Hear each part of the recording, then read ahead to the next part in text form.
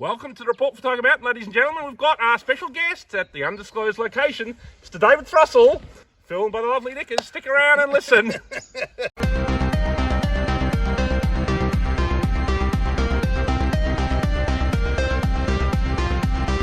Welcome back, ladies and gentlemen. Here we are, Thruster. So, here we are about 6 weeks out from the US election. We've got all kinds of trouble in the world.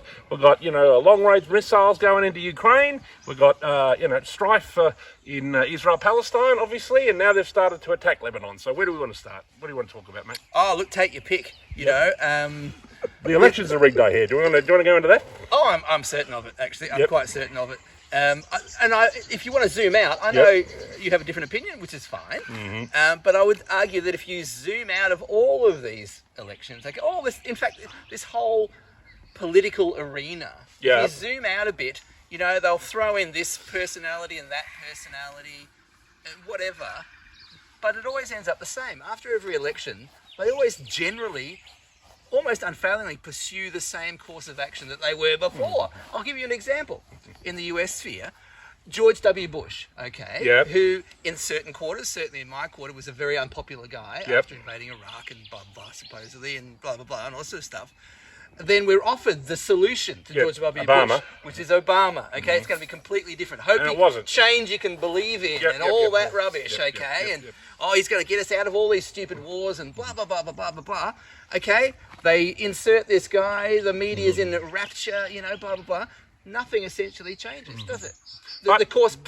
But there was a disruptor. There was a disruptor. I believe Trump was the disruptor. I believe they were legitimately upset by him.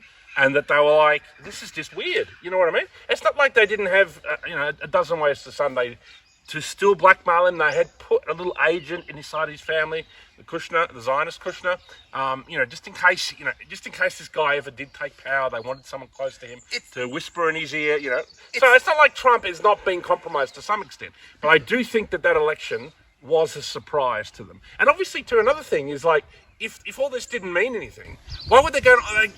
They go to so much trouble to try and control. Distraction. And you see them do it. Distraction. But they go to the public. Exactly. Give the public a circus. Okay. Yep. Now you're talking about the 2016 election. Yep. Look, I'll grant you, it's theoretically possible. I suspended judgment, as you know, for a long time. It's theoretically possible. But I mean, let's zoom out. Perhaps that's just a higher level of this kind of occult theatre that I'm talking about. Maybe let's give them a disruptor. As a lightning rod.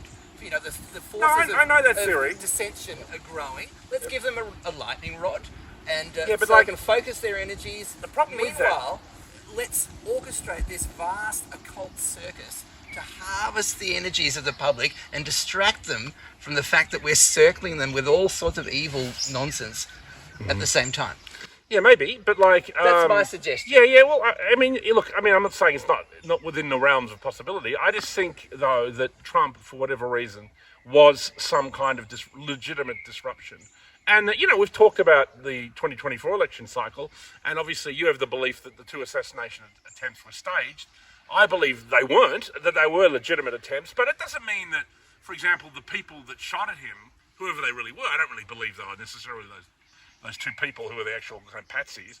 I mean, it might have been an intelligence agency that just nicked his ear, but that could be a warning. That could be, listen, mate, you better pull your head in, or because the next one isn't going to miss, whatever. So you know what I mean?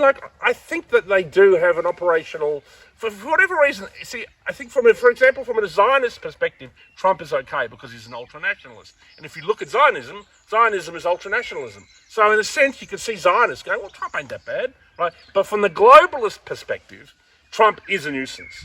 You know what I mean? Because he's a nationalist. He doesn't like a lot of the stuff, the mass immigration into Western countries, destroying which is essentially a bioweapon. You know what I mean? That's what mass immigration is. Because, for example, in England, there's all these immigrants, and that's all people want in England. You know what I mean? You can't even say it